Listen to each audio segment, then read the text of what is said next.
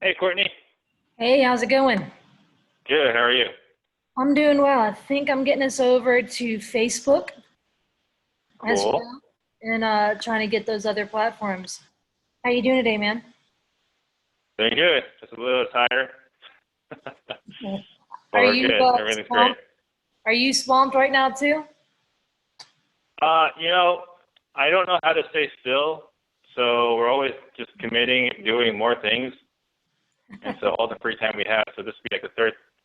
I did a podcast at 10 a.m. Did pace a show at 12, and then Right. got this right here, and then I got another one in an hour and a half for our weekly meeting. Well, there you go. Well, I'll make sure to keep an eye on time, but everyone else, we're gonna keep letting people in. We'll get started in just a bit. Awesome.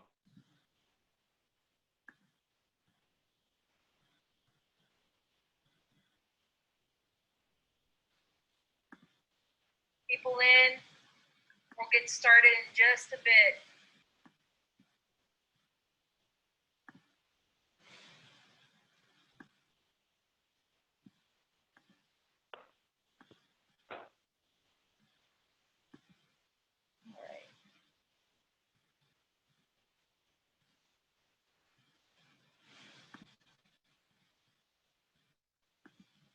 I've been learning a little bit from Dan Moore over in with Propelio as far as putting it across multiple platforms. But Uh-huh. those are fun. Yeah, I mean, he's done a pretty good job. He's got like that really nice studio just for Yeah. his live. It's kind of crazy. He It's actually he came down to my REIA and he was the last speaker before we went all virtual. Um, he yeah, came he came down here and hung out for a bit and shared. That dude's got some energy. And yeah, he goes as far as he's an energizer bunny. But yeah. He's very good dude. passionate. He is. He absolutely is. He's a good dude. Right. All right. For those of you guys on the other social media platforms, I'm gonna do my best to pay attention to your comments and questions there. And then for those of you in Zoom, down in the chat button, if you guys, as far as any questions, we're gonna keep you guys muted. But if you have anything, go ahead and you can put it down there. But look, let's go ahead and get started. I'm going to keep letting all, for those of you who are jumping on the Zoom, I'll keep letting you in on there. And then for those of you guys watching on social media, thanks for tuning in. Hope you guys are having a good Thursday. I know it's storming over here in the Southeast Louisiana region. So hopefully you weren't like me and decided to go walk the dog about 20 minutes ago and it took wet. But nonetheless, I am I'm happy to be here with you guys tonight. And look, we've been keeping up with these webinars, trying to do what we can to help give you guys some content, some much needed information to prepare you and your business during this time. So nonetheless, before we get started, I just want to say a few things. If you're new to Northshore Real Estate Investors Association, we do typically, non-COVID times, we do 2 to 3 meetups a month in the on the North Shore. And so we're not sure when. Some of you guys have been asking. I'm not sure when we go back to doing physical meetups, just because the amount of people we have who show up. We're just going to keep paying attention to what the local government and what the hotel conference rooms are advising us. But as soon as we know more, just stay tuned to our social media, and I'll be posting there. And if you guys aren't able to attend some of these, we have been updating and uploading the videos to our YouTube channel. Because I know a lot of you guys have been asking, like, if you can watch stuff that we've done in the past. And so pay attention to that. This will go up on there later after it becomes available to me. So pay attention for things along those lines. Look, these events are free thanks to some of our local sponsors. So a lot of you guys know, like the other night we did the webinar with Florida Title and Bob Norton, who's a CPA. He's the real estate specific CPA. We have some other sponsors like Quest Trust, who deals with self-directed IRAs. and other retirement accounts, which is very big for this topic, which Steve will be talking about later. We also have people like Ryan with Total Construction Renovation. He's a contractor who works with flippers, landlords, you name it. We also have Justin Harris, who's a land wholesaler. We have Christina Ruska, who's a lender. And we've got Mia Rogers, who's an agent, as well as Wayne Sanji and Associates, the property managers. They actually just recently got licensed in Mississippi. So I'll have to find out if they're also doing property management in Mississippi now too. So that'll be new news for us. But nonetheless, just a few announcements. So we're going to keep you guys on Zoom muted. Again, down in the chat box, for those of you on the different social media, I'll be paying attention if you have questions there. And definitely a great topic. I want to get Steve rolling in a bit. But for those of you who are still buying, I have a handful of off-market deals for landlords.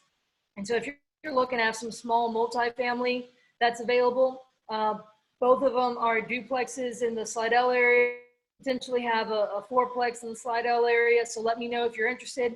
I might be having a single family as well come up, just waiting to confirm those details. We also have the 53-acre development. It's the second phase of a neighborhood. So if you're interested in that, that's over in Madisonville. So if you're looking for stuff like that, look, I know Steve's got an app that talks about like off-market deals and whatnot. You guys are just gonna have to message and kind of network. We're not that fancy yet, but nonetheless, you guys, thanks for tuning in. For those of you who don't know, I just recently joined Paul LaGrange on the Home Improvement Show on WWL on Saturdays on the radio. So from 11 a.m. to 1 p.m. on Saturdays, it's a call-in show about home improvement. Paul, being a contractor for over 30 years, he answers a lot of questions about ways that you can fix your house or different things along those lines. And I've been actually answering questions of things that you can't fix with a hammer when it comes to real estate. Been taking a lot of forbearance questions, different things along those lines. And this weekend, I'm going to be tackling some resources for landlords and renters to be able to continue to pay their rent during this time, okay? So if that's a topic that might be beneficial to you, tune in on 870 AM or 105.3 FM if you're local. But yeah, stay tuned for that. So without further ado, I'm going to welcome Steve Trang. And Steve, glad to have you. Thank you for joining us. It's my pleasure. Thank you for having me. Sure thing. Well, go ahead. The floor is yours, my man. And yeah, I'll just keep an eye out for some questions, okay? All right, sure. So for those of you guys that don't know who I am, Steve Trang. I've got a podcast, Real Estate Disruptors. I've been doing this business for about 14 years now. Most of it, I didn't know what I was doing. I would say probably the first 10 years were probably a little bit of a blur.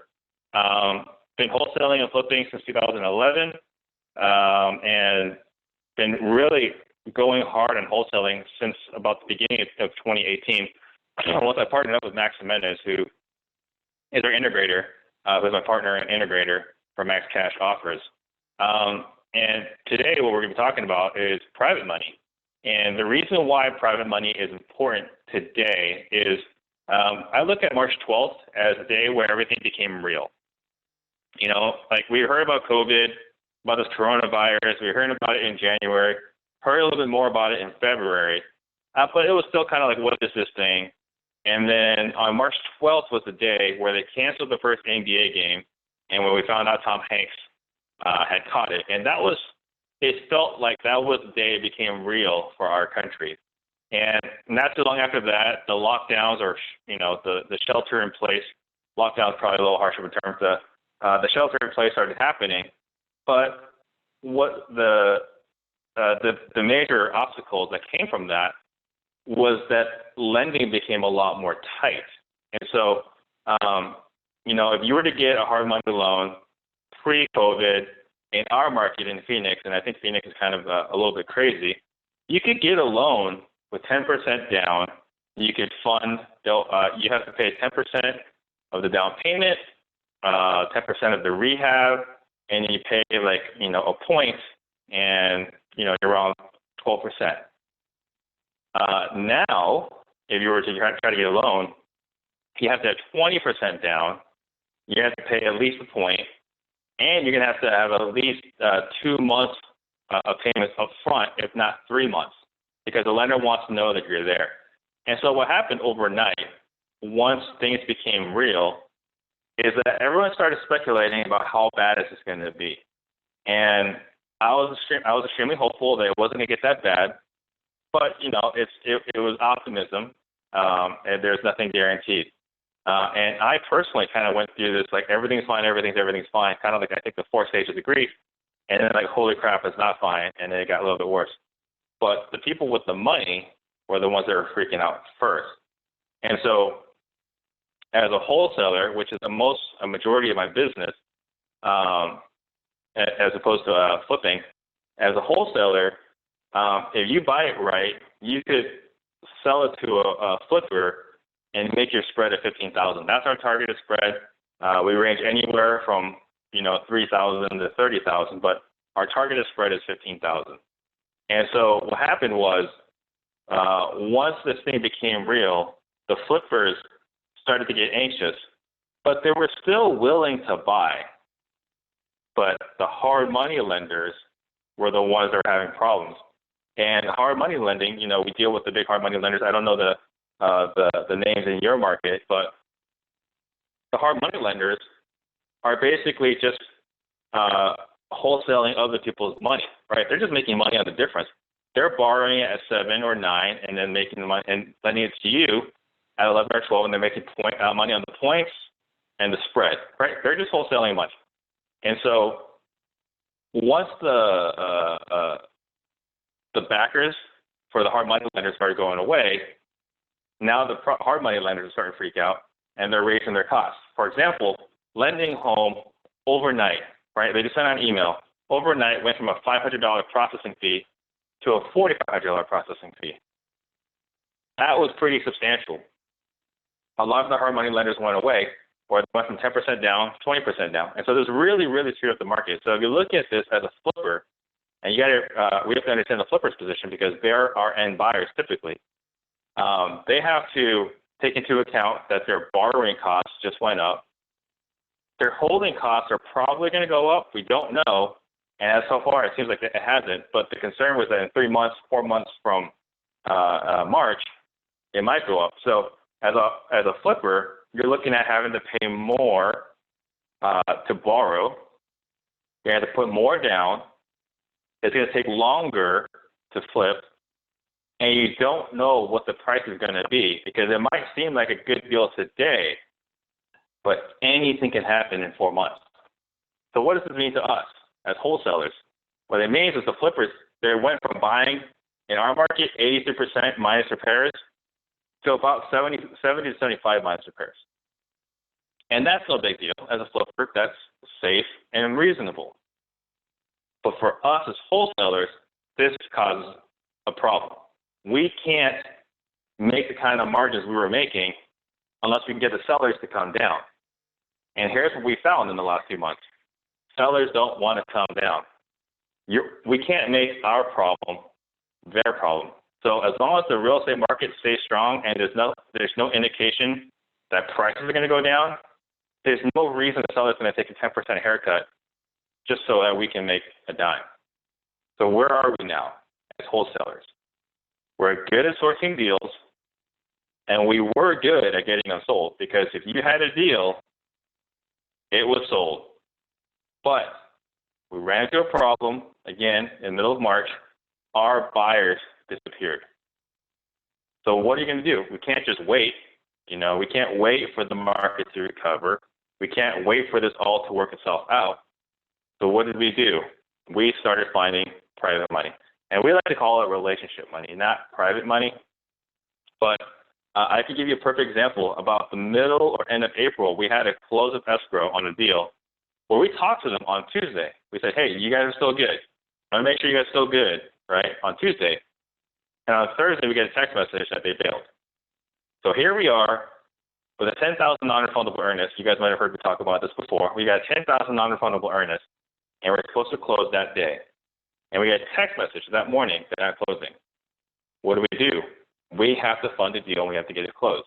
So we were able to get it closed, not that day, but the day after, right? It took us a day to get everything in order, in line.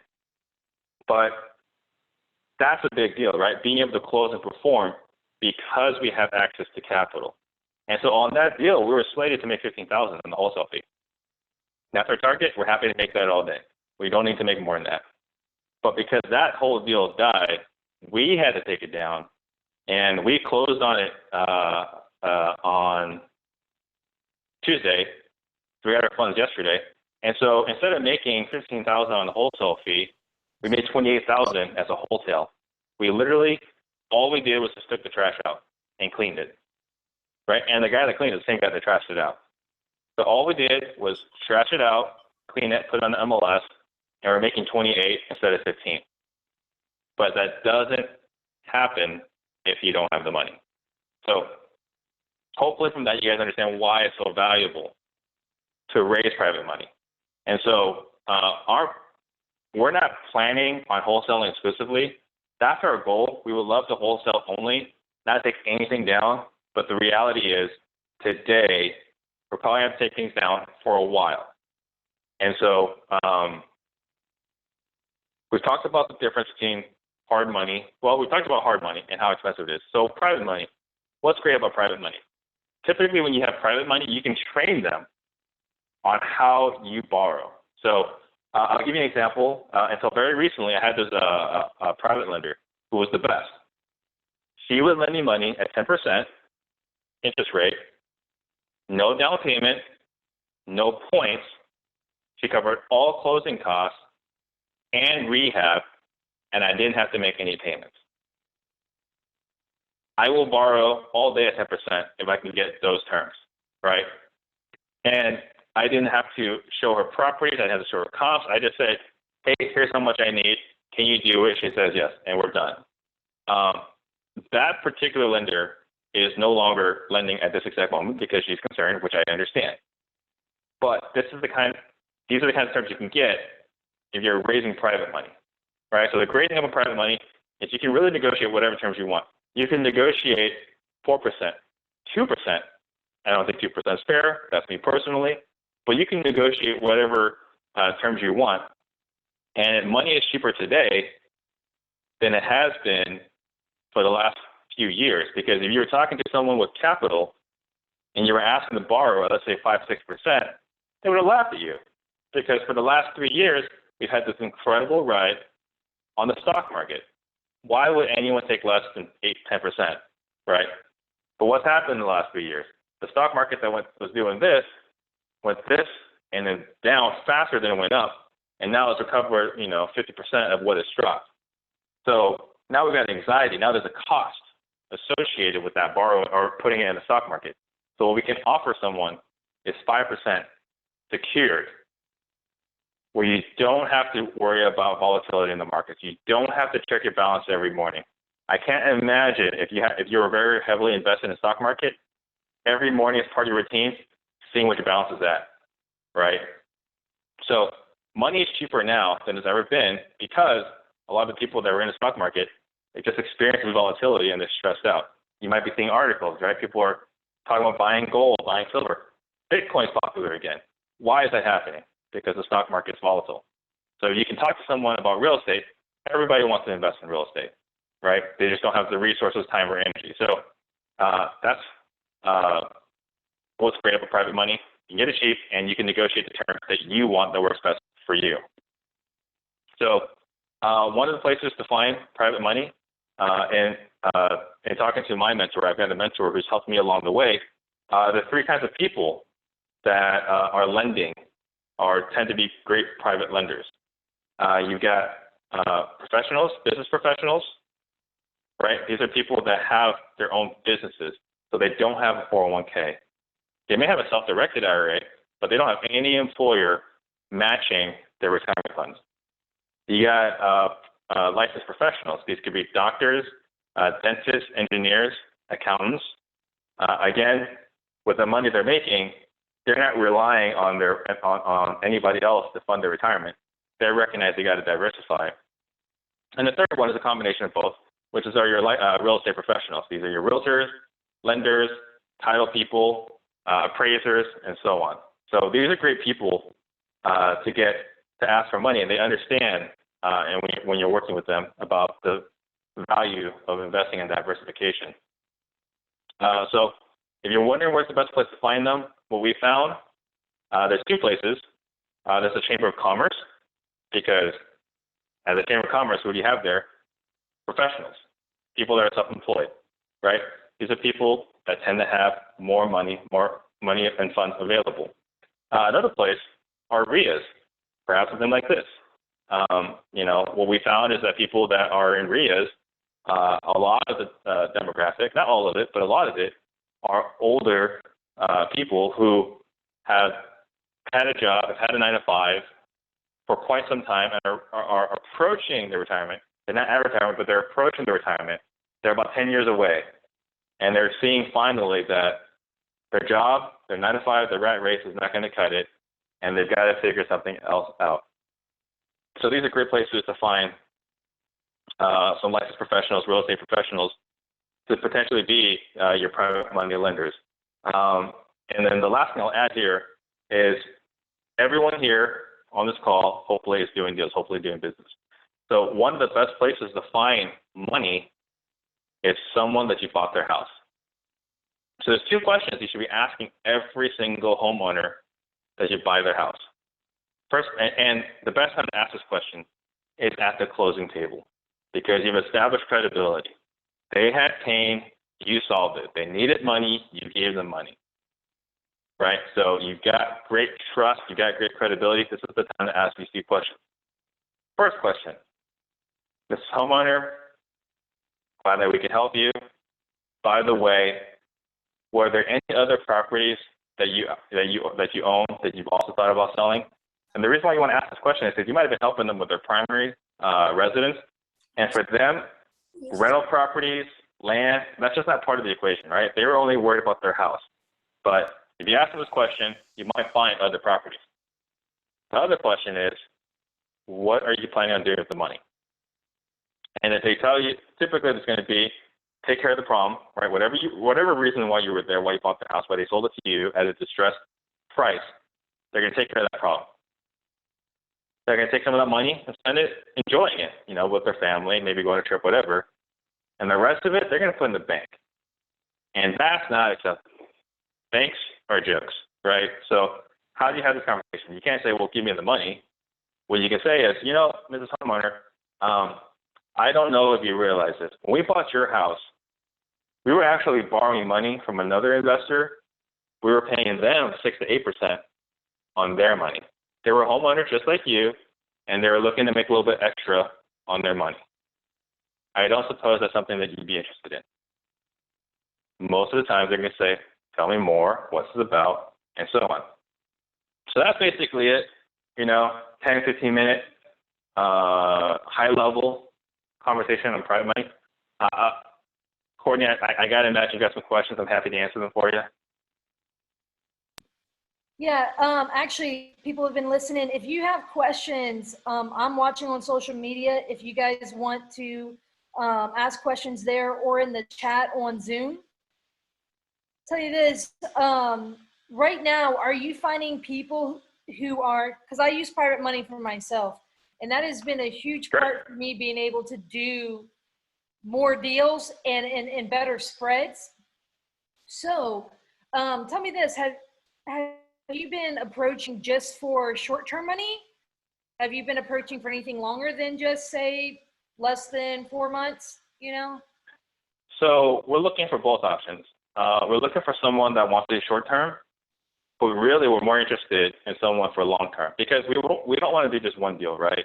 We want someone that we can do deals over and over again, but we also have our eyes down the road because we don't know what's going to happen. So today, everything looks like it's going to be fine.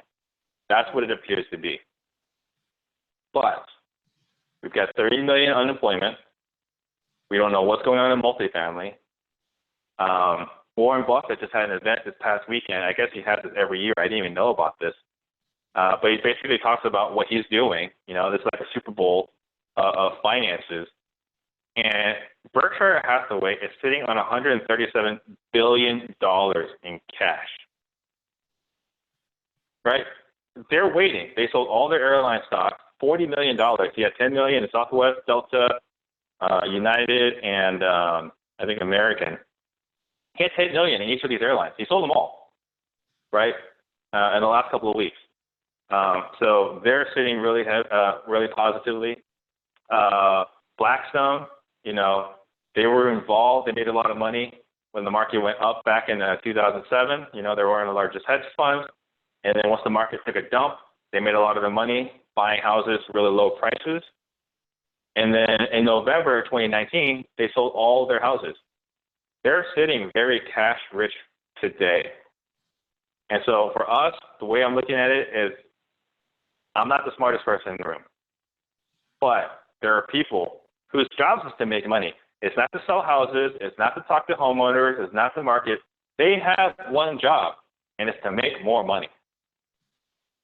And I think those are probably the best people. If you're trying to build wealth, those are probably the best people to follow in their footsteps. So I think it's awesome that you've got private money. We're getting deals. We're wholesaling a deal right now only because we have money, you know. It wasn't a great deal. It's not something we would buy, but it's worth about $310. It got sent to us at $190. We told them, like, you know, we can commit to this at $180. The wholesaler went back, was a realtor, went back to the seller, said, we got to do $180. And then we tied it up. And then we wholesaled it and closed, I think yesterday or today. And we're making $10K on it. Not because of our great efforts, but only because we have money and we can perform. That's the only reason why we got this deal. We didn't get this deal because we did a good job marketing. We got this deal only because we were telling everyone about private money and how we're raising it, and they think we've got a lot of money, which we have some, right? But that's the only reason why I got the deal. It wasn't because I told them I could wholesale it. There's a lot of people that are happy to JV with you. They came to me because they knew that we would try to wholesale it, but we couldn't wholesale it, we would buy it. And so you put yourself in a wonderful position with private money. And I think a lot of times too, though, is having just access to capital opens up your tool belt every single deal. That's right. And so we've got a question. So Tom Will, he said, hi, Steve, you mentioned you had a private lender where you did not need to provide details of your deals. What did you do to build that trust? And thank you for your presentation. Sure. It's just a track record, right? Like I mentioned earlier, I've been buying houses since 2011.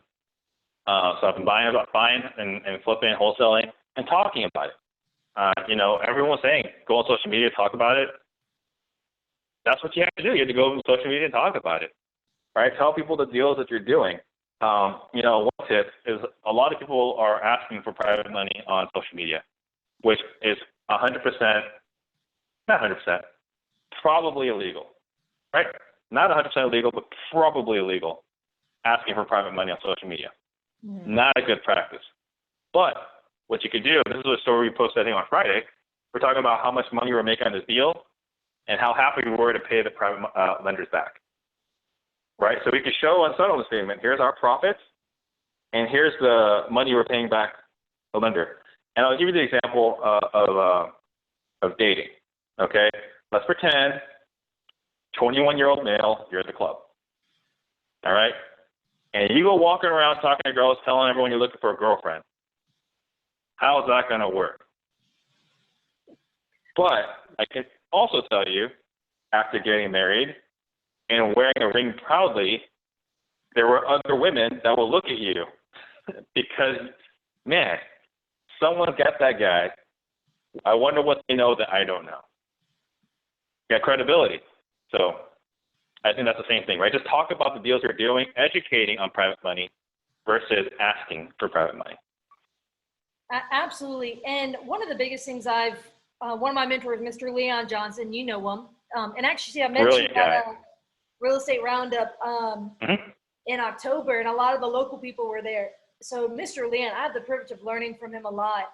And he helped me get over the fence with private money a lot in the last, recent years.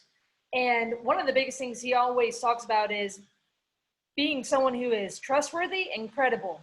right? Because, well, people don't want to give their money to someone who might be credible in the sense and like competent, like they can do deals, but they're not trustworthy. You know, they don't know if they're going to cut them out of the deal or, you know, whatever, run off with the money. The same thing goes for, you might be trustworthy, but if you're not competent and have some credibility to you, they're going to, you know, their hard earned life savings, like some people, they're going to really question, hey, is this person going to do what they say they're going to do? And so for some of you guys who are new and you don't have that track record, one of the things I recommend is partnering with people who have a track record, and it helps bring you some credibility and get you some education. Or find someone like a family member who may not necessarily need you to have that track record. Even then, I'd kind of say like that's risky, right? Because there's some. Well, I think that's a good point though, right? Going with family, because friends and family,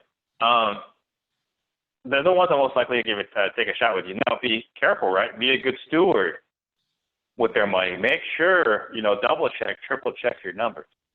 But when I got started, it was friends and family, you know, and I'm incredibly lucky to have that resource. But, you know, if you need a track record, that's how you can start. But the other thing, like you mentioned, partner with somebody, because now you can borrow their credibility too, right? If I say, you know, I'm doing this deal with Courtney, and I can show all of Courtney's deals, now I've got credibility. I've borrowed your credibility.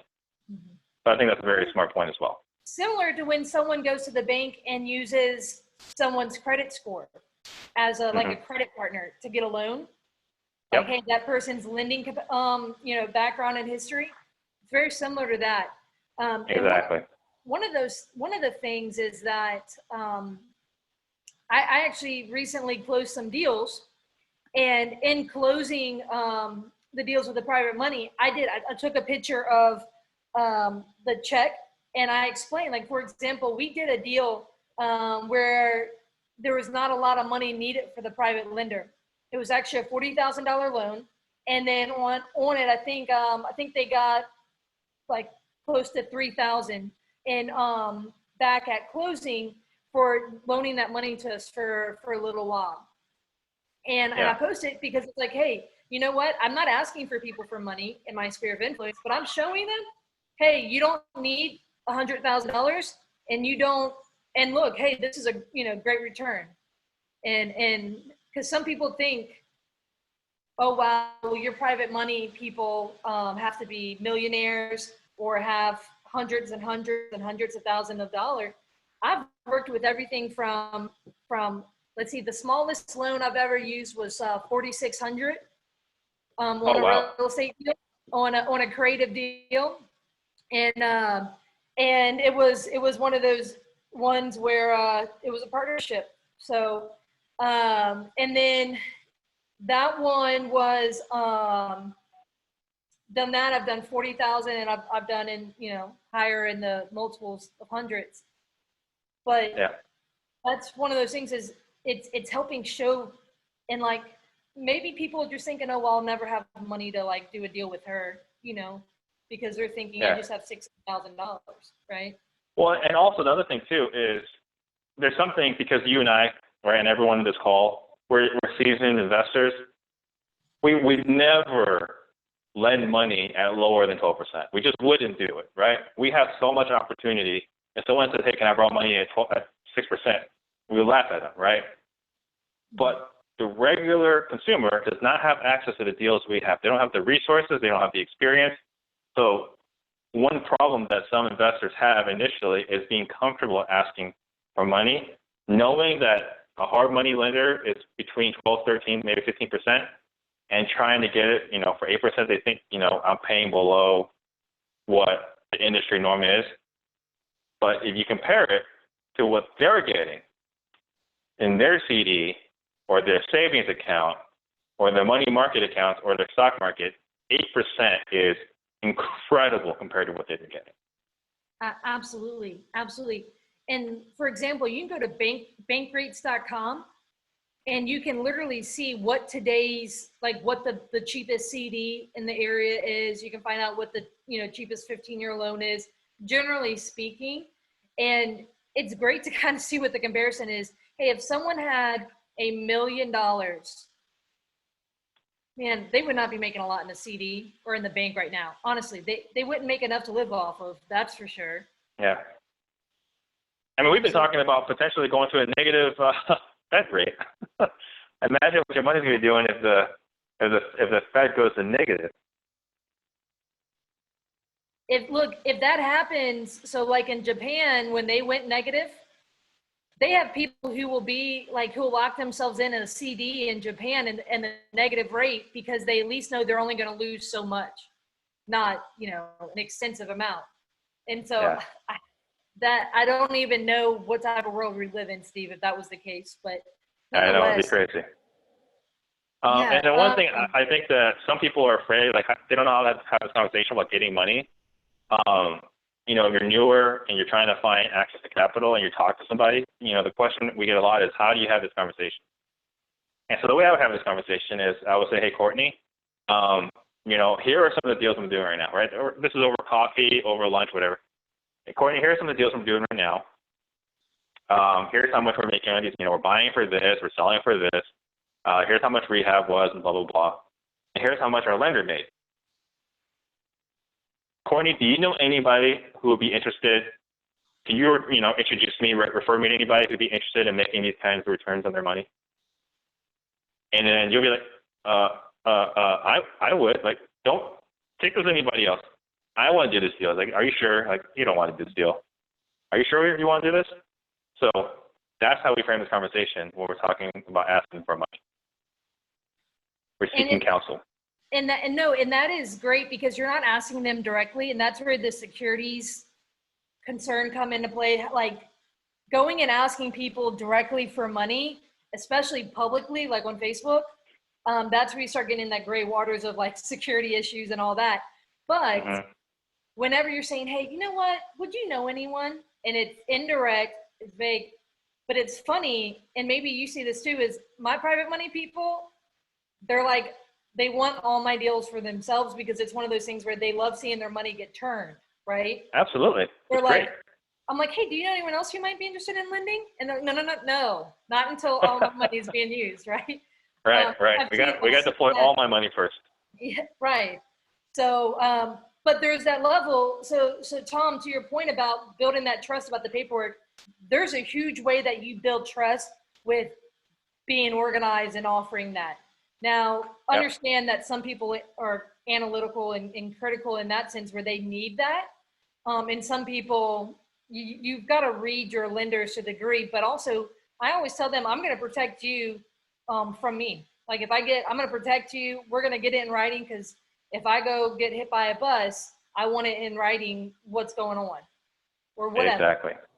And so, and I've had lenders ask, well, what happens if, I die while this loan's happening? Great, let's have a conversation about that. Now, you don't need to know the answer for every single what-if scenario, but I've had lenders, they kind of want to know the paperwork, what's going to go on, things like that. So, yeah. Do you do any type of packet, or is it all, to what degree are you informal? To what degree are you formal with your lenders? Mine's been predominantly phone calls.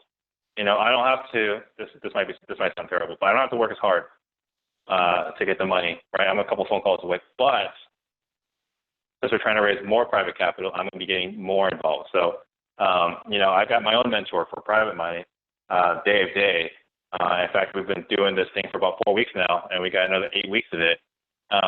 But he's showing me how to find private money through public records. It's actually kind of crazy. And so with everything we're learning from him, I'm having my integrator, Kristen, she's on the calls with me, as well as some of the other students, and we're taking notes, and we were pulling records from April 1st to April 7th. Not anytime before April, not for 2019, but from April 1st to April 7th, right? There's still another 5 weeks that's occurred since then. But we were looking at all the lenders that have funded a deal in that week, because these are lenders that saw what was going on, was watching the news, and still felt comfortable funding and closing somebody's deal. So we've got those lists of lenders right now that we're calling, and I'm going to be the one that has to meet with them. Right. Yeah. No, and I get that. I'm working with my business partner, Paul, and we're literally having appointments where we're like, okay, we're having a meeting where we're strategizing on, okay, who do we know? Let's start getting some ducks in a row, because there's a lot of things that we're working on planning, a lot of strategies and opportunities that we're seeing that we're wanting to strategize. You're in the Limitless Mastermind. They're very much talking about different strategies and opportunities to take advantage of and to start preparing for, and, you know, start going on, like, you know, campaigns of raising money, because it's not, you know, you always have access. Sometimes you have to make like actual efforts to go find it. It doesn't just fall in your lap. Right. 100%. Yeah. All right. Any of you guys have any other questions? I know you guys are usually very, very good with asking questions. You can ask if you're on Zoom down in the chat, or if you're on the social media, I'm watching the comments there. I know you guys have had to learn how to be chatty on Zoom and the other areas.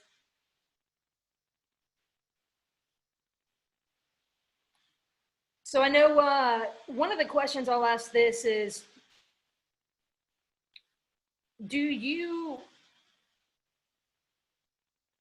when you have multiple lenders, is there any way that how do you choose which lender to go to with the deal?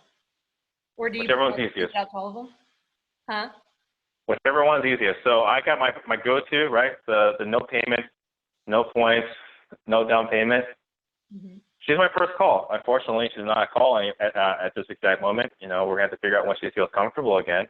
But she was $1 million. And so I didn't really, who else would I go with?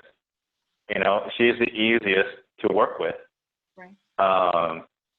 But that's probably the order I would look at it, and then maybe the size of the deal. You know, if I've got someone who only has $80,000 available, and we're looking at a deal that we only need $80,000, maybe we'll call that person. Sure. Sure. Right. I know there's a level that I go through my different ones, and I'll kind of see if they have, you know, the capital available at the moment. Mm-hmm. I get that. Some of them, I've got to present a whole packet to them because they want to analyze the deal before they sign off on lending on it. Because they've got their level of risk. That's not the first call. Yeah, no, and I get that. And so there's ones that, so you've got different types of people who are going to be on the back end of their money, right? Because they're entrusting you with, you know, a large sum of money. Yeah. Yeah. So the people, and I think another key too is not to ask for money the first time you meet with somebody. You know, the first thing you do is you just meet with them, talk to them, figure out what their goals are, right? Like you're romancing them. Okay. You're dating them. Let's figure out what is their goal. Everyone's at a different point of their lives. Everyone's got different objectives throughout, you know, their lives. So figure out what they're trying to do. Figure out how much they're making. You know, if they're making 7% on some, you know, fund that no one else is using, okay, well maybe they're not a good partner for you. But if their money's in a CD or they're buying gold, well, this could be a good fit. So I think having this conversation, figuring out what their goals are, and then after you've identified what makes sense for them and it makes sense for you, then when you call them about a deal, it's not like, hey, are you interested? It's, hey, you still have that $70,000. Okay, great. We've got this deal. I need you to go do this. And that's it. It's more directive than it is, are you interested in doing this deal? Because we're getting to this point where they're underwriting our deals, they're just not a good fit. I know that I got a buddy who hates, he's had lenders that he's had to fire because they would drive to the properties and say, hey, how come you're doing this paint color instead of that paint color? That's not the lender partner that you want. Get that guy out of your system. They're trying to be a flipper with you. And I've had to have that conversation. I'm not looking for a partner who's going to co-flip this with me. I'm looking for a relationship, and like I'm looking for someone to be the bank. And yes, it's relational and it's a good partnership, but I'm not going to come to you with the questions on what tile should I use, or, you know, what, you know, whatever that looks like. So we have a few questions. That's a really huge point, though. That is a really, really huge point, because sometimes, especially if it's a local real estate professional, I've had to make that clarification that this is what it is and what it isn't. And it's like, hey, look, if that works for you, that's great. But hey, one of my mentors, and he's so direct, he says, do you understand? I'm asked, like, what don't you understand about a silent partner? Like, but don't get me wrong, like, they can voice concerns, but it's one of those levels where it's, yeah, coming to the property, trying to insert themselves into the renovation. Yeah. Yeah. Let's see, we've got a few questions. All right. Russell asked, he said, sorry if you already answered this, but what do you think about direct mail to existing private lenders? You kind of just talked a little bit about what you and Dave are doing as far as researching public record. Yep. Are you guys doing direct mail? We're going to be cold calling. That's all we're going to be doing. You could do direct mail. I'm not saying direct mail doesn't work, but we're going to be cold calling. Our entire wholesale operation is based off cold calling. It's based off scripting and how to cold call effectively, right? That's what I train people on. That's what I train my team on. That's what we're going to do. And it's cheaper. Yeah. All right. So we've got another one. And guys, honestly, there has to be a level of eventually the relational aspect to it. And so you said you don't ask for money on the like the first time you meet someone on the first phone call. Do you ask for money on that, or how does that work when it's a cold call? Hey, Courtney, this is Steve. Probably caught you at a bad time. I do the whole dance. And we say, Courtney, I was going through some public records, and I noticed that you had lent money on one of these properties. And let them say yes or no. Say, okay, that's awesome. Are you still lending on it? I don't know if you're looking for other opportunities to grow, grow or protect your capital. Would you be interested in sitting down and see if this would be a good fit? Right? We're not asking for money. We just want to be face to face. Want to see if it's a good fit, because you might not like the person, and they might not like you. They might not be a good fit for each other. Right. Yeah. Yeah. No. So we want to meet with them. Right. Progressing from like, hey, can we go on a first date? Like, yeah, I swiped right on Tinder. Let's see if we can actually go on the date now. Right. And go from there. Right. All right. So I'm going to combine two questions. So BH said, do you ever use private lending for a 3 to 5 year term? And he said, and then Nick asked 3 to 5 year term. So I'll let that part go on the first. We haven't yet, but I absolutely intend to. Right now, all we use the money for is flipping or wholesaling, really. I'm a lousy flipper. And we put ugly houses up for sale because we know they're going to sell. But 3 to 5 years, absolutely, that is it's in the cards, but we haven't done it yet. That's actually the biggest thing on our to-do list right now, is to raise for that. Specifically start raising for that, because we see the opportunity with tightening lending capacities. And so, like, for example, I just did a sub 2. Last Friday, I bought a subject 2 in the Hammond area, and I'm about to offer it on a lease option.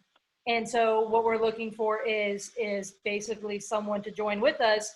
There's also a level, we're starting to pound through a lot of short sales. And so we're getting packets out there. So we're raising funds for those, because we're also going to exit those a similar way. And so, what we're hoping for, and we don't know if this will happen, maybe this would be terrible to say out in public, what we're hoping for is for the owners of 12 to 20 unit multifamily, where their tenants out paying, and we take over their payments. That's kind of what we're looking to raise money for. Yeah, sub 2 for multifamily. Yeah, it's one of the things is my concern is there's a lot of I don't like to say it, but stupid money in the syndication world, because there was just a lot of hype with that. And so, like, not stupid money, maybe just risky money. And so there's a level I could see that. Let's follow up with that second question as far as longer term. Nick said, hi, Steve. What are your thoughts on an interest-only private lending loan for a buy and hold investment property? Principal due at the end of the 20 or 30-year term almost acts like a 20 or 30-year bond. I probably wouldn't want to do it. So I started, right, I mentioned 2006, 2007. I got to witness firsthand. So let me take a step back. I got to read all the books, right? Think and Grow Rich, not Think and Grow Rich, Rich Dad Poor Dad, and then a few other investment books about how to develop wealth, right, through leverage. Everyone's talking about leverage. And so when I'm getting into this business, I'm reading books in 2005, 2006. Leverage is hot. Everyone's talking about leverage. Mm-hmm. And then we go through 2007 and 2008, and you saw what leverage did. It crushed people. Mm-hmm. And then as a realtor, right, because I was a realtor for many, many years, I still am a licensed broker, I got to see what real wealth does. Real wealth comes in and buys these properties cash. And when you buy these properties cash, it doesn't matter what happens in the economy, you're going to be okay. And right now, I know what I do goes against every principle in all the books about generating wealth. But I have 2 rental properties, fully paid off. We had our primary residence paid off. We just upgraded our house, so we owe a little bit on our newer house, but we're going to be paying that off in the next few months. And then after that, I'm going to start buying properties with borrowed money, but my intent is to pay it off as fast as possible and just to develop wealth that way. Again, I recognize it goes against every bit of advice about creating wealth. But I also got to witness firsthand what happened in the recession. And those rich guys came in and they were buying properties for $30,000 to $50,000, and those properties are worth $200,000 now. You know, it's not a bad situation to be, very well off financially as opposed to cash flowing on all these properties. Cash flowing on a lot of properties, having the debt paid off over time is great. But when things get really bad, like right now, you're not sure if the tenant's going to be paying. Some of these people aren't sleeping well. Oh, I know people who are to the hilt with leverage, and they're losing sleep left and right. And so there's a level that, hey, Burr is really popular. And I'm not knocking Burr, but some people just push the leverage too far, and now it's to the point where one of the reasons why I haven't built my portfolio is because I've been in the last 5 to 6 years at the height of the market. I know how to buy properties creatively. I have not built a major rental portfolio because I didn't want to outbuy my reserves and my ability to have reserves, because I also see that hurting people right now. So many people who bought rental properties, they use all their money to buy it and not to prepare to own it, as far as when the vacancy happens and repairs. Yeah, and so I'm not saying my extreme of owning everything free and clear is the right way. I'm not saying that at all. Right. I'm just saying I was scarred by the crash, and I got to see what wealthy people do in the recessions. And I'm just following what I saw anecdotally or empirically versus what you read in books. Nick, what I'll say, Nick, is an interest-only loan makes only the lender wealthy, not you. So if you're looking at a 20 to 30-year loan that's interest-only, you're not paying any principal down. So what benefit is that to you? I see that being as a very, very expensive loan. I've got lines of credit that are interest-only. And those are ones that when I buy, the goal is to buy quickly, because otherwise the interest eats you up. That's right. Think about it as a credit card. If you were making, if you spent, say, $10,000 on a credit card and you were spending, it was interest only payments, you would never be biting away at chunks of the principal. So yeah, the great thing about amortization is that in 20, 30 years, you own a property free and clear. Absolutely. And so it sounds like whoever introduced that might be someone who's thinking of like money, how they have their money tied up elsewise. And that's at least some good thoughts, But there's got to be it's got to be a win-win, and I don't see an interest-only loan for 20 to 30 years being a win-win. It's a win for the lender. Shoot. Yeah, it's got to be short term. Yeah. 2 to 3 years max. All right. Herman said, I came in late and don't know if it was mentioned. What are typical terms for private money, length and rates? Also, is private money best for wholesale, or could it be done for all, even down payment for a long term? So I would say it's not uncommon to be between 6 and 8. You could probably get it as low as 4 or 5. You should not pay more than 10. If you're paying more than 10, you're basically paying hard money rates. Terms are whatever you can negotiate. You got some people that want to do a short term. You got some people that want to have mailbox money, right? They want mailbox money, but they don't want to be landlords. So those are your long-term people. And then it's great for wholesale only in that it gives you leverage. It gives you power, right? Again, that deal that we did, we made $10K on a deal. We didn't do anything. It came to us, we disposed it, and that's it. But it only came to us because we had capital. Otherwise, we're not wholesaling. We can't tell people we're buying property, right, if we don't have money. So the only benefit, in my opinion, as a wholesaler in having private capital is that it gives you more power to dispose properties or acquire properties that you can wholesale whatever quickly. But as a wholesaler, the only benefit really is the power. And there's level that I've partnered with people because I have capital and I have access to capital, because there's been wholesalers who they've gotten into binds because of the ethics of saying, we buy houses, I'll buy your house, but they don't know where the money's coming from. And they partner with me because it's a line of access, right? Just like you were explaining with that. So generally speaking, it's having access to private money. Again, that opens up doors and helps things. And so any other questions here? I know you've got another event in a bit, but any other questions you guys have? And I got another 30 minutes. I set aside time for this. Oh, excellent. Well, Herman, as far as length and rates, one of the things is you've got to consider too, are you making payments at the end of the deal? Are you making payments monthly? Do you have to put money up front? Like that's where the relationship comes into play. And like Steve was mentioning earlier, there is a level though that some lenders, there's sometimes I have to have a come to Jesus talk with my lenders as far as when they're kind of asking for too much from what the market allows, right? Yeah. Or they just may not. And one thing I'll say on rates is just like your maximum allowable offer. If I show up to your house, Courtney, right, it's worth 100, I'm prepared to offer 60. I don't come in and tell you I'm going to give you 60. I'm going to figure out what's going on in your world. I'm going to figure out your situation. I'm going to figure out how much you need. And then we're going to see what I have to offer lines up. So I'm going to find out as a private money lender, what's Courtney doing with her money today? Where is the stash? What's the return there? If it's in a CD, your 5% looks sexy, right? If it's in the stock market, maybe we got to be 6, 7, or 8. So we got to figure out where you're at, what you're getting, what you're expecting, what you're hoping to get, and then we figure out whether we want to pay it or not.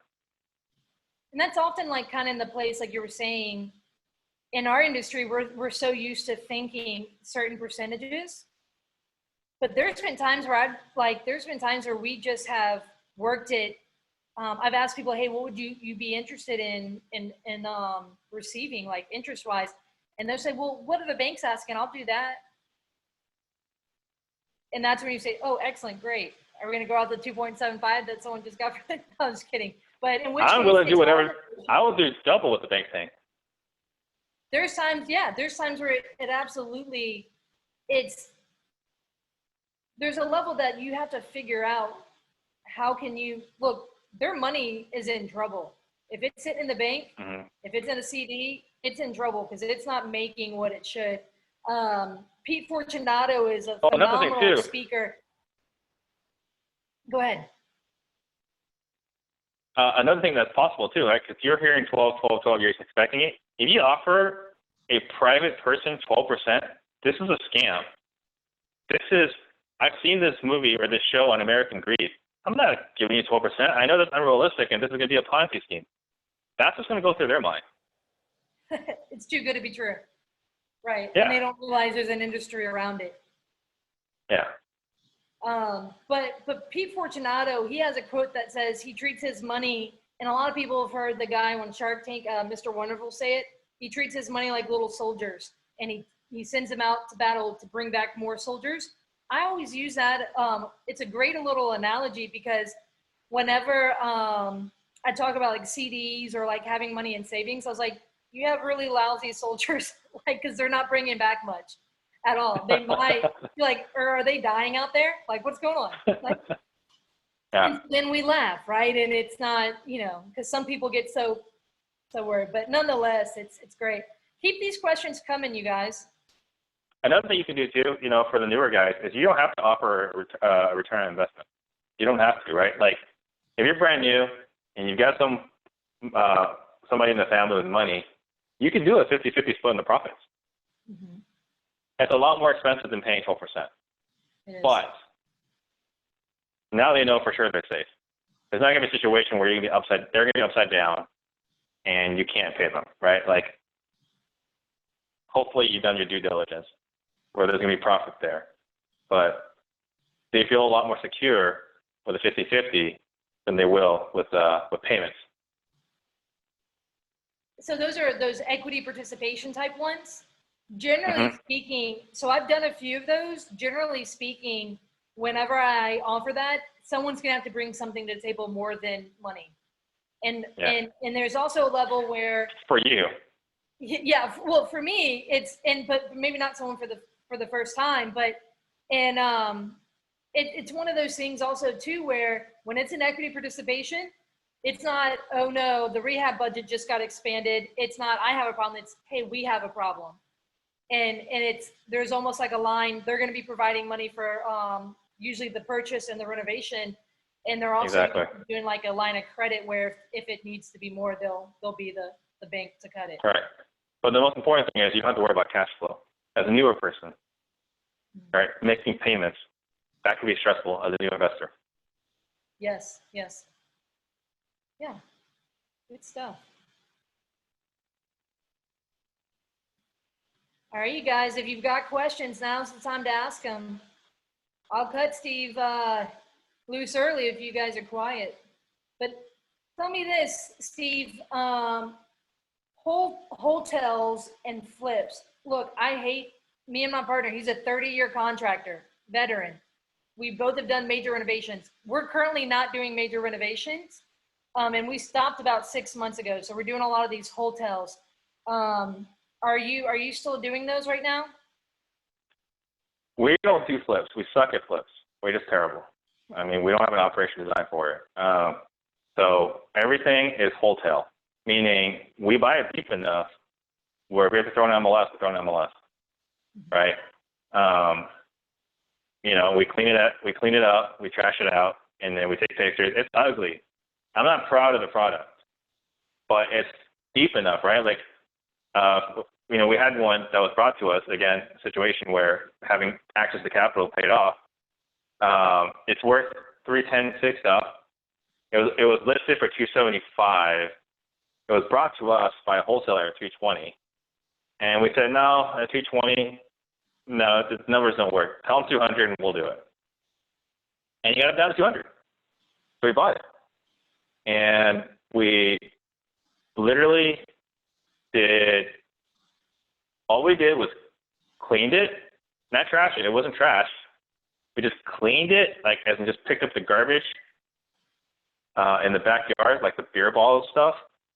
We filled the pool for $1,800, and we listed it for $266 on Friday, and we're under contract on Monday for $267. We literally just filled the pool. All we did. And I looked at the photos and I asked my assistant, get rid of the laundry room photos like that. Those pictures are so horrendous. But at $267, we're priced at about 88-89% of ARD. Somebody's buying a house and building sweat equity, right? So you don't have to do the full repair. Going wholesale, the numbers still work. As someone who has done a few different strategies, what really prompted me to really focus on raising private money was, in hindsight, looking at some of the wholesale deals I did and knowing I left money on the table, because it was way too easy in a desirable area, way too easy of a property that, because people like, thanks to HGTV, people like fixer-uppers, like people who are going to live in them, they like fixer-uppers. There's a percentage population that wants to build sweat equity. Absolutely. And so, like, for example, I did a wholesale deal in Covington and Penn Mill Lakes last year or the year before, where I had it under contract for $92,250. And I worked hard to try to get, I got like all my creative financing, creative deal structuring came because I didn't have access to capital or have much. And so I was like, well, let me go learn all the ways to do it, to get the owner to do it. And I couldn't get the seller to do owner financing. So I was like, man, all right. I wholesaled it for, I think, 110 or 115. It was for 110. I made around 17 in a spread. The guy went in there. It was a 8-year-old house, 3-bedroom, 2-bath, 2-car garage. It was a hoarder house. So I was a hoarder house. I have to say that slow, right? It was gross. But the guy went in there, I think he put less than 30 in it, potentially maybe over renovated on it. And I think it sold for 190.94. And it was one of those things where that one, if I would have taken it down at the 92, cleaned it out, done less than, I think the clean out, and somehow the sink walked. I don't know whatever happened to it, but the sink walked through the process of it. But if I would have been able to take it down with private money, Ryan knows, he walked that house. Ryan Monnier, he walked that house. If I would have taken it down with private money and turned around and relisted it, it's in a good neighborhood. It would have been that easily something that I could have listed in the 135 range. And yes, yes, it would have been, I would have had to pay realtor fees and pay to clean it out. But, and what does a sink cost in comparison, right? Those things are absolutely, so that's something that we started doing. And it changed the game as far as my spreads and the revenue for the year. And those, looking back on these wholesale deals, it's like I've been leaving money on the table. And so for those of you who wholesale, look back at some of your deals. Look at that. All right, let's look at this. Kevin's got a question. He says, what is collateral? What is the collateral for these short-term loans? If you get into a situation where you can't pay back the loan, what happens? Example, you borrow $100,000 for 6 months, the renovation project burns down and ends up in litigation. Oh boy, that's a fun one. Well, I mean, the collateral is the security. Now, I've always done this. You don't have to do this. What I've always done is, I don't have it in writing, but I would always pay back anybody I borrowed money from. As a matter of integrity, I would just pay them back. I would find a way to pay them back, right? So they can just foreclose on you. Now, with the litigation, that's a whole nother level. But let's pretend the house is worth 150. You bought it for 100. You borrowed 80, and then you got in over your head on the repairs, and you lost your job, which was funding the payments and the rehab. The lender can foreclose on you and take the property back. That's what the collateral is for, right? They are protected by a deed of trust. Now, if they're a second position, that's a whole other story. I don't do second positions. But for primary or first position, the asset is the collateral. They are protected. Like you said earlier, right? You want to protect them from you. So for those of you who are curious, generally speaking, some of you guys, like Florida Lead Title was on Tuesday doing the webinar about entities. They know how to do these type of loans, like a mortgage. So here in Louisiana, it's a mortgage that gets tied and secured to the property, and it gets recorded. And so just like the mortgage on your house, So the collateral is the house, and that's a huge thing. Is Mr. Leon has another Leonism that he says, I'm gonna actually, you know what, is it Mr. Leon? This might have been Robert Reed, who said, I'm gonna keep you up at night, keep you up hoping that I don't pay you back because you want to foreclose on the house because I've gotten it so cheap, right? There's a level when you can get, whenever you've got to be able to get the property right. Equity saves you for those what if this bad situation happens. So equity is a huge factor.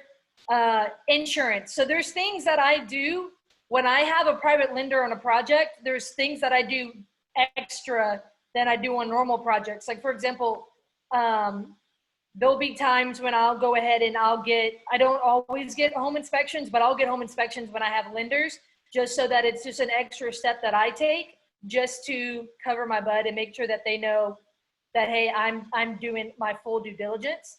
And then insurance, I name my lender as a additional insured on my insurance policy. Just like you can do that for like normal loans and things along those lines. So yeah, like a Bank of America or a Chase.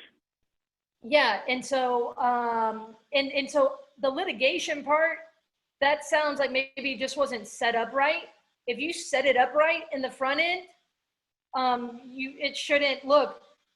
If you guys know Katrina times, people make good money on insurance money. So there's a level that if you like, I'm not saying that you want these things to happen, but put things in place to protect your lenders so that when something like this happens, don't snooze on getting insurance. And the proper insurance too, because if you're renovating it, you need to make sure that you're getting the proper one, builder's risk, or if it's vacancy one or whatnot. You just dot your I's and cross your T's to protect their money, right? And Steve made an excellent point that if something does happen, you need to make sure that they get paid before you get paid. Always. Always. It's gonna get around really quick if you don't. Small industry. Yep. Kevin said, thanks for your answer to that. All right, any other questions, you guys?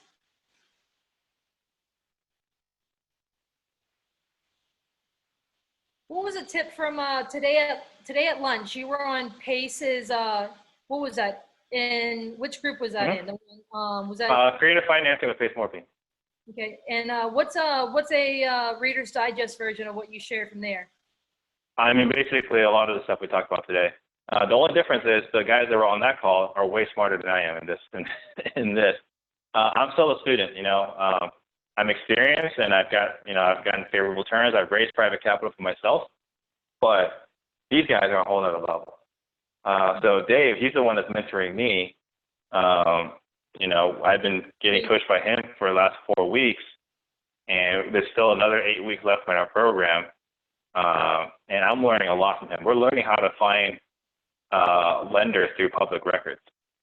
There was, again, going back to that deal I mentioned, the one we offered 200. I sent Dave a message. I texted him. I said, hey, Dave, so we just bought a property. We tied it up. Do you have access to 200,000? And he said he didn't answer. And then in less than 20 minutes, he sent me a text message with multiple deeds of trust in my market with lender information on it, right? So I had 19 lenders in less than 20 minutes from Dave because he's a master at finding private money lenders through public records. So that's also a good coach and mentor because he said he put you some homework to go do, not just give it, right? Not just give. Well, he did the homework for me, so to show me that it could be done. Reach out to them, right? Yeah. But yeah, no, that's excellent. So down here, if you guys don't understand public record, that's something that you should always be a student of in the area that you're working, because it's really important to understand how things go on, because you can then work backwards. That's exactly what Dave and Steve are doing, is that they're taking the public record and working back and reverse engineering it. Yeah, you can find the lenders that are still closing deals today, right? You could go do a search right now for all the closings that have occurred in May. Look up who the private money lender is. You can find their names, their addresses, how much they funded on the deal. It's ridiculous, the information that's out there. And that's what I'm learning right now from Dave. And that's what we're implementing. Mm-hmm. Excellent. Well, excellent. I know that in February, I had Quest Trust come in and talk about self-directed IRAs. Mm-hmm. Yeah, they're a big one. Yeah, and so for those of you who watched that, if you didn't watch it, go on YouTube and search Northshore REIA and Quest Trust Company or self-directed IRAs. You should be able to find the replay of that where Haley came and shared. That's actually something that I do because a lot of the people who lend to me, it's not that they have $100,000 in the bank. Sometimes they do, but most of the time they have it in a retirement account like a 401k and IRA, and we're able to convert it into like a self-directed IRA or a self-directed 401k. And like, so for example, I mentioned earlier the deal where they lent, the lender here locally gave me $40,000 the loan, and then they got back, I think it was like $2,800. So let's say 40,000 was in the IRA, the 40,000 goes out and they come back with, 4,300, let's call it. That 3,000 is not taxed in that specific, tool that they can use. You don't have to be an expert in all that stuff. You just need to have good people on your team. Investing is a team sport. So having people like Quest on my team, when I have a new like a new lender who's looking to invest and lend for me, we look at those options because it's really advantageous.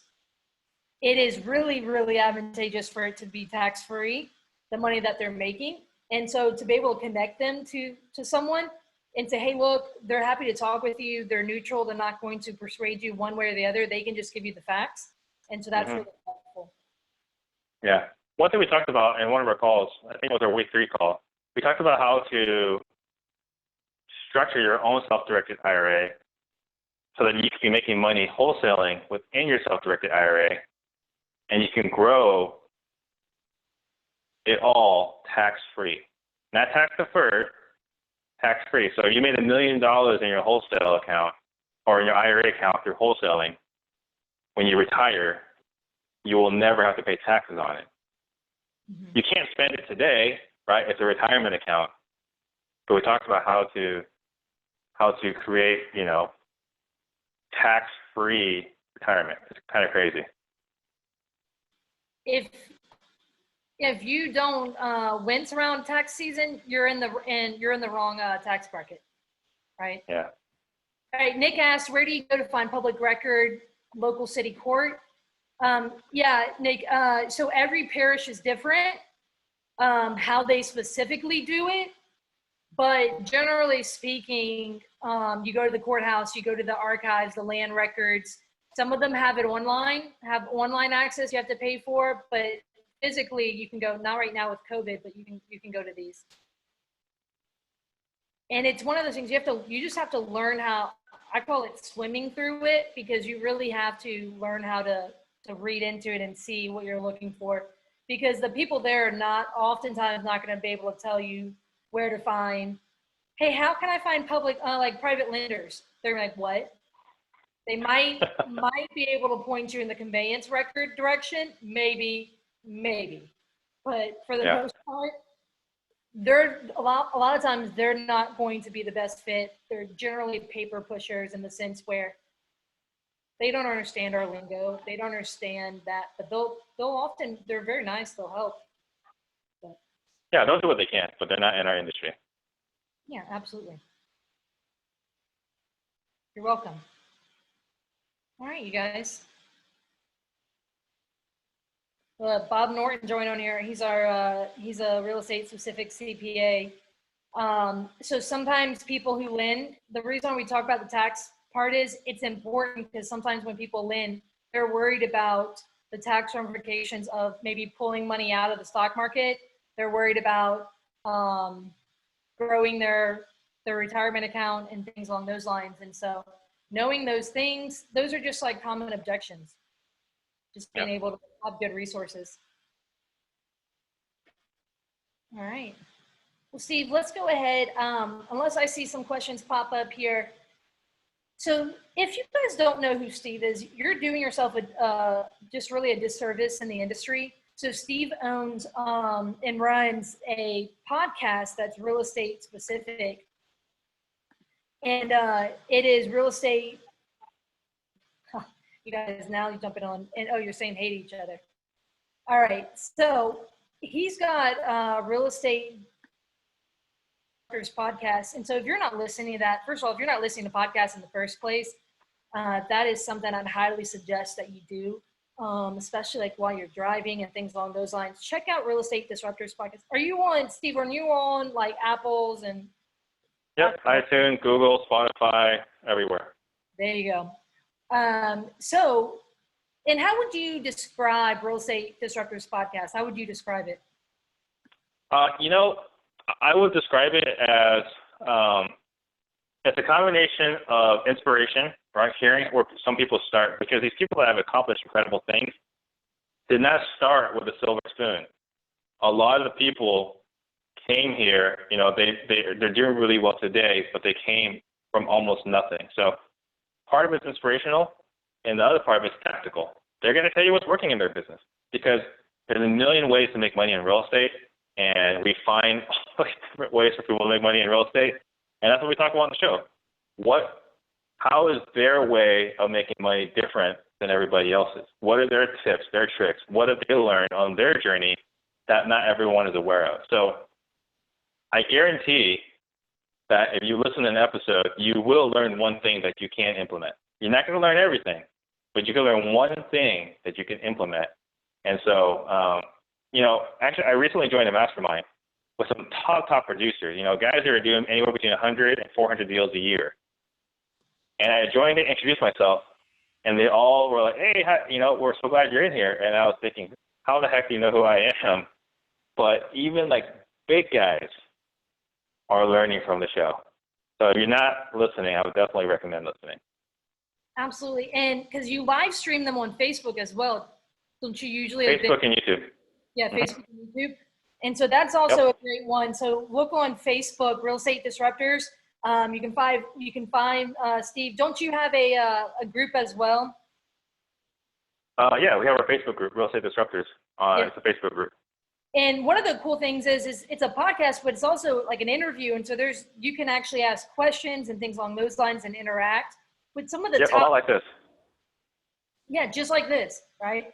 With some of the top players in our industry. So that's a huge part of it. And so if you're not already listening to that, subscribe to that, go check it out. So that would be one of those things where this is a broad topic. A lot of things that when at the REIA, whenever we share, there's these broad topics and we're only getting to skim the top surface of it. And so finding a place like this is really a great source.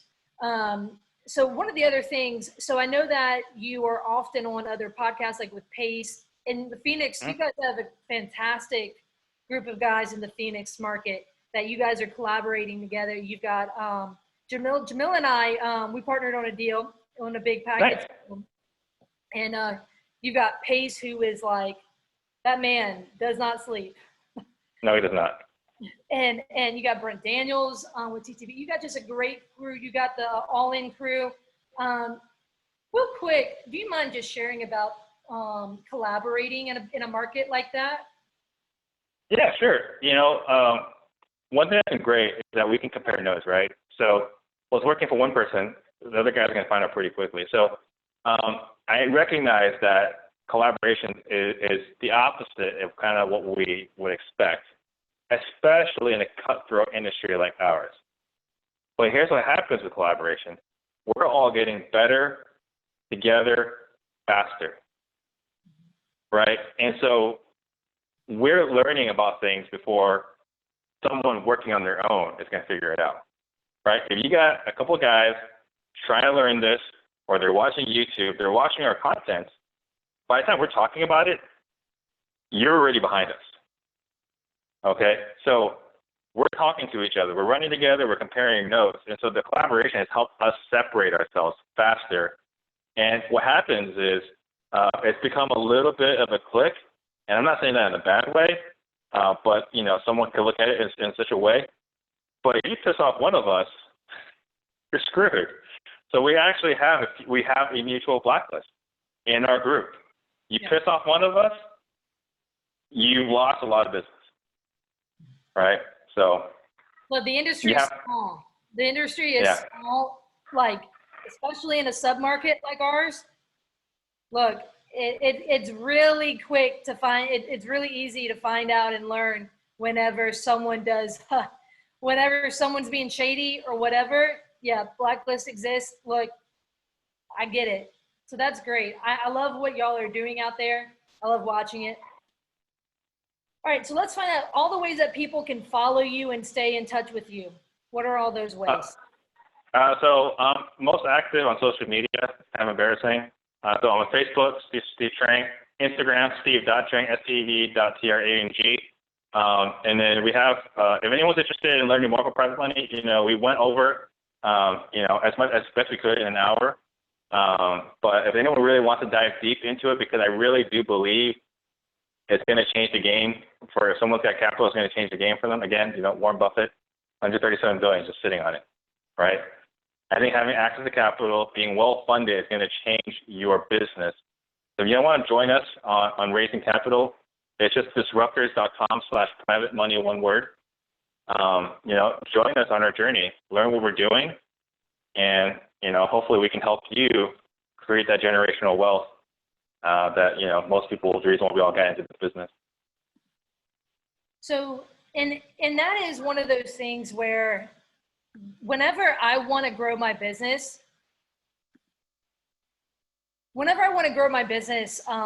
so in the beginning, there's a lot of ways you can learn for free, but in the REIA, these are free events. Whenever I've wanted to grow my business, I have sought out people who are doing what I want to do and who are doing it in a way that I respect them, right? Like, I respect how they're doing it. I have similar core values to them, in the sense that it's,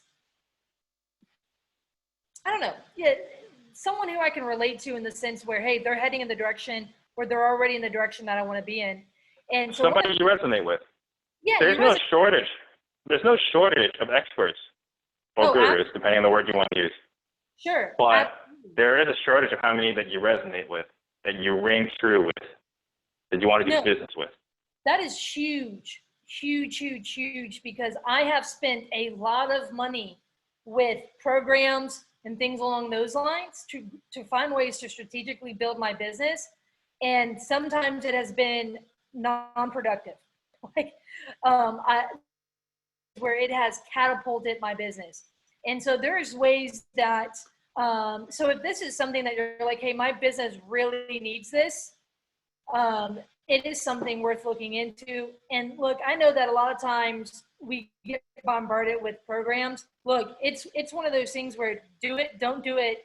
I think Steve and I both don't care if you do or don't do it, to the degree that it's like, if it'll benefit your business. Look, Steve is constantly pumping out content to the community, and so sticking in with him. Dave Day is phenomenal. This guy is brilliant. He is a creative mastermind. Absolutely. So those are two good guys. So if that's something you want more information on, I know you guys were asking me about private money a lot. And so I've already brought you two people now. I've brought the self-directed IRA concept, and, you know, just the Quest Trust coming in and educating us, but then also Steve. And so now it is on you to do the work to move forward where your business can start using this. That's where the homework is on you, okay? All right, Steve, any last final words before we go ahead and close things out for the night? I think the big thing is people that have been following me and watched some of my other podcasts that I was the guest have heard me say this before. And I've always been saying this for the last couple of years, that there's never been a better time to be alive, and there's not a better country to be a part of, to be in, right?